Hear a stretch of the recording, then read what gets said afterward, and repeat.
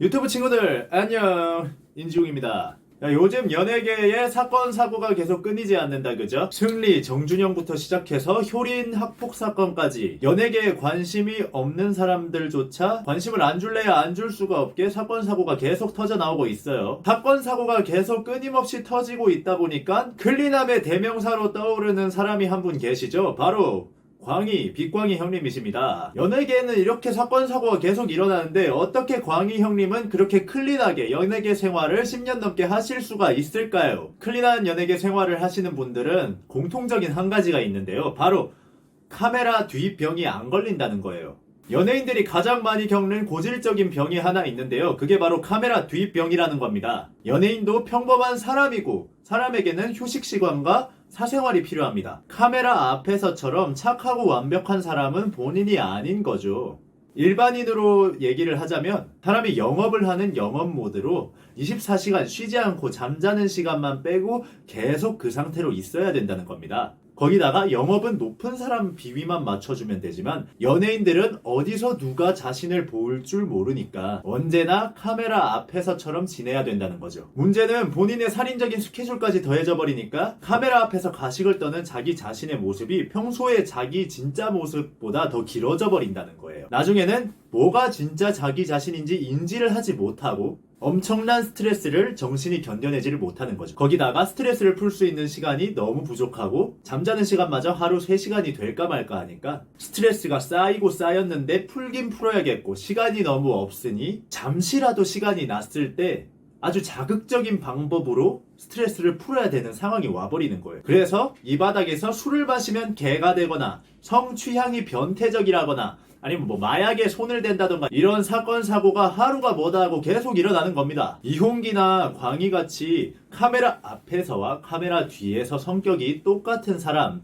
자기 할 말을 다 하고 사는 사람들이 아주 클린하게 오래오래 연예계 생활을 지속해 나갈 수 있어요. 자, 오늘 들려드릴 썰은 광희 형이랑 같이 촬영을 할 때 썰인데요. 9년 전이었어요. 그때 당시에 광희 형은 제국의 아이들 시절이었고 하루종일이라는 2집 뮤직비디오를 촬영하고 있을 때였어요. 부산에서 5일 정도 촬영을 했는데 거기에 격투씬이 너무 많이 나와서 제가 무술팀으로 참여를 했었습니다. 그때 저는 제국의 아이들이라는 아이돌이 있는지도 몰랐어요. 가끔 뮤직뱅크 같은 데에 한두 번씩 나올 뿐이지 예능적으로나 TV에서 활동을 잘 안 하는 거의 반무명의 아이돌들이었으니까요.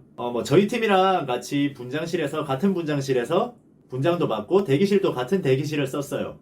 이제 광희 형이 저랑 같이 분장을 맡을 때도 쉴 새 없이 지금 방송에서와 똑같이 계속 쉬지 않고 저한테 말을 거시고 그랬습니다. 방송에서 성격이랑 똑같아요. 저보고 뭐 꿈이 뭐냐, 앞으로 뭐 잘 될 것 같냐, 뭐 TV 영상에 너가 많이 얼굴이 나올 것 같냐, 뭐 우리 팀 잘 될 것 같냐, 정말 쉴 새 없이 말을 거셔가지고 듣다가 사람이 지칠 정도로 안에서 늘 분위기 메이커를 해주시는 형님이었습니다. 그 중에 가장 기억에 남는 이야기는 바로 성형수술 이야기인데요. 저보고도 너는 매부리코가 조금 있으니까 매부리코만 고치면 정말 더 잘생겨질 것 같다, 뭐 이런 말부터 시작해서 자기 코 너무 잘 됐지, 턱 조금만 더 돌려깎을까?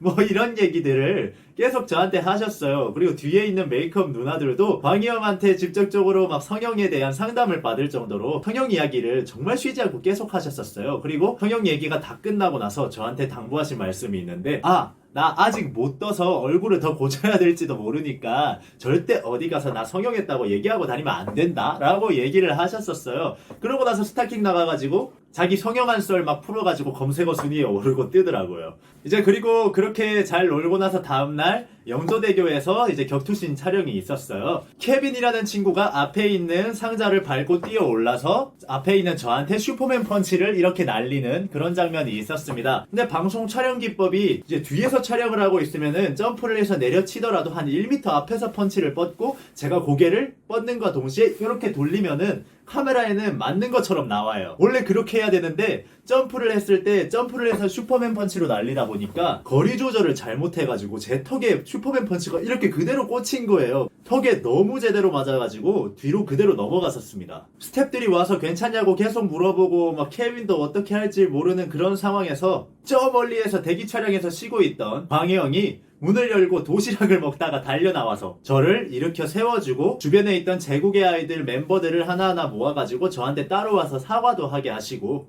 그렇게 해주셨어요. 그때 정말 이 사람 인성이 괜찮구나, 꼭 잘 됐으면 좋겠다라고 속으로 생각했는데 다행히도 너무 잘 됐죠. 군대 다녀오신 후로 볼살이 너무 빠지셔가지고 개인적으로 볼 때마다 좀 마음이 아픕니다. 이렇게 제가 직접 본 광희 형님은 카메라 앞과 카메라 뒤가 똑같으신 그런 분이셨던 것 같아요. 그래서 그런 분들이 클린하게 연예계 생활을 오래 지속할 수 있지 않는가라는 생각이 듭니다. 광희 형님, 제가 10년 가까이 응원하고 있습니다. 그때 고등학생인 저에게 꼭 저보고도 잘 될 거라고 이렇게 얘기해 주시고 응원해 주신 거, 그리고 형님과 같이 촬영하면서 겪었던 일들, 제가 지금 아이돌 트레이너가 돼서 아이돌들 가르치면서 늘 그 친구들에게 이야기를 해줍니다. 그리고 실력보다는 인성이 먼저 돼야 된다라고 광희 형님을 통해서 늘 가르치고 있어요. 앞으로도 멋진 활동 계속 해주시길 바라고요. 인성파 아이돌의 귀감이 돼주셨으면 합니다. 자, 오늘도 재밌게 보셨나요? 우리나라 연예인 시스템이 돈을 벌기 위해서 사람을 혹사시키고 좀 정신을 망가뜨릴 수 있게 만드는 그런 시스템이라고 생각을 합니다.